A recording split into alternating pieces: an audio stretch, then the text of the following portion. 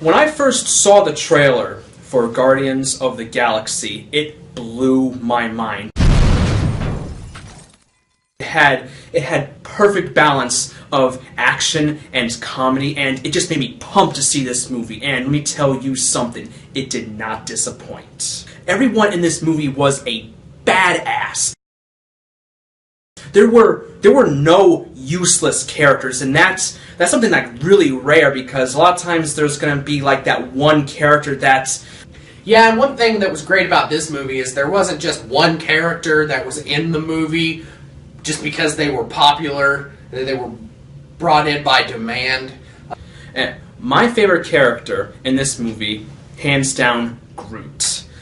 And I think it's because I'm a huge fan of the gentle giant characters, because they're like big and imposing, but they have a kind heart. One of my favorite scenes that Groot's in is they get to nowhere, and a group of kids come up to them. He bends down, holds out his palm, and a little flower sprouts. And I think one of the other reasons why I like Groot so much is because he reminds me of the Iron Giant, which was also voiced by Vin Diesel, so go figure, right? He's just really good with characters like that. And even though he didn't have much dialogue, he only said, "I am Groot," he didn't need any dialogue. He did everything perfectly with his actions. I loved the villain in this movie. He was awesome. And while I was watching it, I could not figure out who the actor was, because I didn't look up the cast before going to see the movie. And it was really hard to tell because of the heavy makeup, but when the credits rolled, I discovered that it was Lee Pace. You had the looks, you had the voice, and that's just perfect combination for me, because I like bad guys that have those deep, commanding voices. And I especially liked Ronan's makeup, because to me it looked like he was weeping. And I think that was supposed to symbolize the mourning of his father. But, I mean, I could be completely wrong, because, I mean, that could be the war makeup that he wears every day, but still, I loved it.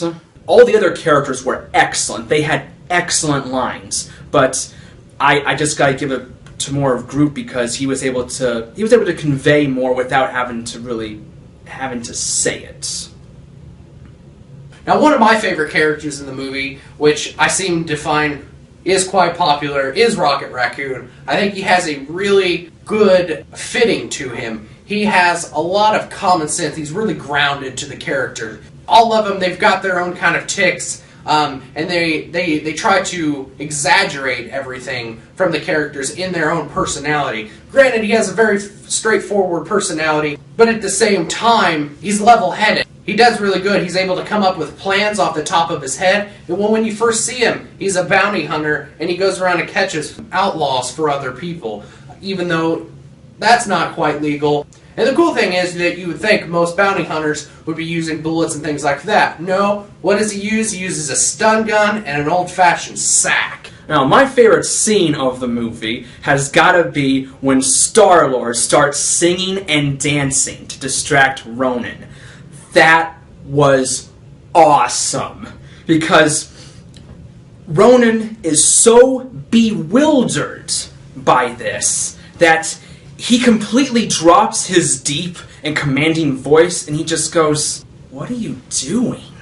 And then after a few more seconds of Star-Lord singing and dancing, he, snaps out of it, and he goes, "What are you doing?" And Star-Lord goes, "I'm distracting you, dumbass." And the team had a very good balance to it.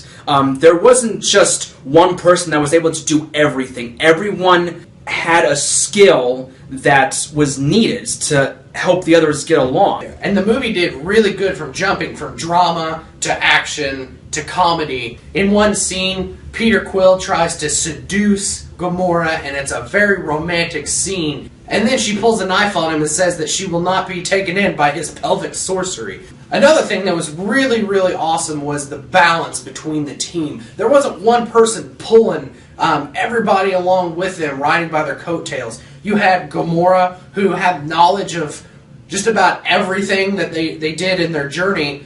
And at the same time, even though Drax was very smart, he still had that uncontrollable strength. I believe that Batista gave his best performance. But unfortunately, being next to all the other seasoned actors in this movie, it's kind of distracting a little bit, because everyone else knows what they're doing, and he still hasn't quite gotten there yet. There were some characters that I thought were kind of underutilized, like John C. Reilly's character. I was hoping that he was gonna get like a badass moment. John C. Reilly never got it, and he was kind of a cool character. He was only in like 3 or 4 scenes, but I wanted to see more of him. And the commander of the Air Force seemed to have more meaningful scenes in the movie rather than John C. Reilly did. And another one that I thought was underutilized was Nebula. One of the daughters of Thanos, played by Karen Gillian, who seems to be a really up-and-coming actress that didn't get a lot of screen time. She only got 1 action scene, and it was a good action scene with Gamora, but all the other times she's usually just standing there and shouting orders. I just think that she could have done more. And the final thing that I absolutely did not like this, alright? And it was the post-credit scene. Okay, so the end credits. Now, in the Marvel movies, it's become a staple for them to have a post-credit scene. It was hilarious. Now, I have never liked these because it forces you to sit through the entire credits to see a 10-second scene. Somebody doesn't like Howard the Duck. In this one, it's utterly pointless. I won't tell you what it is. It was hilarious. The ending was great. I loved it. This movie was duckin' awesome. Well, if you guys liked the review, don't forget to like and subscribe at the bottom, and comment below to tell us what you thought.